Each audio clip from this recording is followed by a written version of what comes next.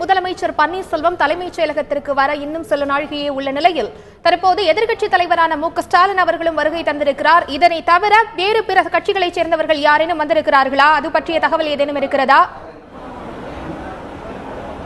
இல்ல, இது எதிர்க்கட்சித் தலைவர் ஸ்டாலின் மட்டுமே வந்திருக்கிறார். தற்போது நிலவரப்படி வேறு கட்சி நிர்வாகிகளோ தலைவர்களோ யாரும் வரவில்லை என வருவதாக ஒன்றும் தகவல் அதுபோல இல்லை. இருந்தாலும் தகவல் தெரிந்திருக்கும்.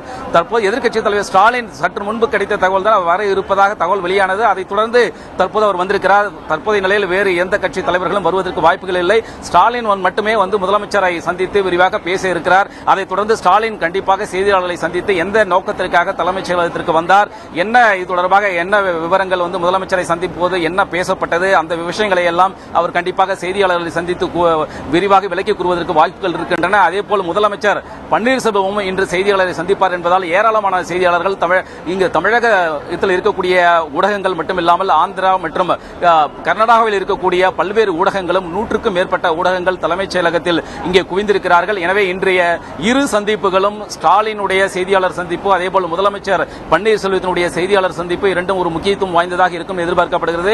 ஏற்கனவே சசிகலாவை பொறுத்தவரை முதலமைச்சருக்கு பின்னால் திமுக இயங்கி வருகிறது என்ற ஒரு பெரிய குற்றச்சாட்டை தொடர்ந்து சசிகலா கூறி வருகிறார்.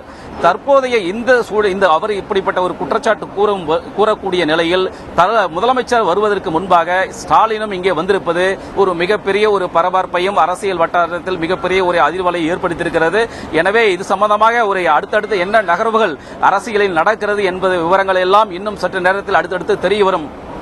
சட்டமன்ற எதிர்க்கட்சித் தலைவரான திரு மு.க.ஸ்டாலின் தற்போது தலைமைச் செயலகத்தில் உள்ள அவரது அறைக்கு சென்றிருக்கிறதாக சொன்னீர்கள். இன்னும் முதலமைச்சர் பன்னீர்செல்வம் அவர்கள் தலைமைச் செயலகத்திற்கு வருவதற்கு இன்னும் எவ்வளவு மணி நேரம் இருக்கிறது? அது குறித்த தகவல் ஏதேனும் இருக்கிறதா சங்கரன்? அதாவது அவர் சரியாக வந்து ஒரு 12:30 மணி அளவில் இங்கே தலைமைச் செயலகத்துக்கு வருவார். அங்க வந்து ஒரு 12:10 அந்த மாதிரி நேரத்தில் அவர் அங்கிருந்து கிரீன்வே சாலையில் உள்ள அவருடைய இல்லத்திலிருந்து கிளம்புவார் அப்படிங்கிற தகவல் தான் இங்க தெரிவிக்கப்பட்டிருக்கு. இதையொட்டி வந்து பாத்தீங்கன்னா ஏராளமான போலீசார், வழக்கத்திற்கு மாறாக அதிகமான போலீசார் இங்கு வந்து குவிக்கப்பட்டிருக்கிறார்கள். அதிகாரிகளும், அதாவது முதலமைச்சருடைய பாதுகாப்பு அதிகாரிகள் உள்ளிட்ட பலரும் வந்து அவருடைய நுழைவாயில் இடத்திற்கு அருகே பாதுகாப்பு பணியில் ஈடுபட்டிருக்கிறார்கள். 12:30 12:40 மணிக்குள்ளாக முதலமைச்சர் இங்கு வந்து விடுவார். வந்த பிறகு குறைந்தது ஒரு 3 மணி நேரம் வரை அவருடைய அலுவலகத்தில் இருந்து தன்னுடைய வழக்கமான பணிகளை மேற்கொள்ளலாம் என இந்த தகவல்கள் தெரிவிக்கின்றன. ஏற்கனவே கடந்த 5ஆம் தேதி தான் தலைமைச் செயலகத்திற்கு வந்தார். அதன் பிறகு ஒரு வாரத்திற்கு பிறகு இன்று வருவதால் அதிகாரிகள் மத்தியிலும் ஒரு மிகப்பெரிய பரபரப்பு ஏற்பட்டிருக்கிறது.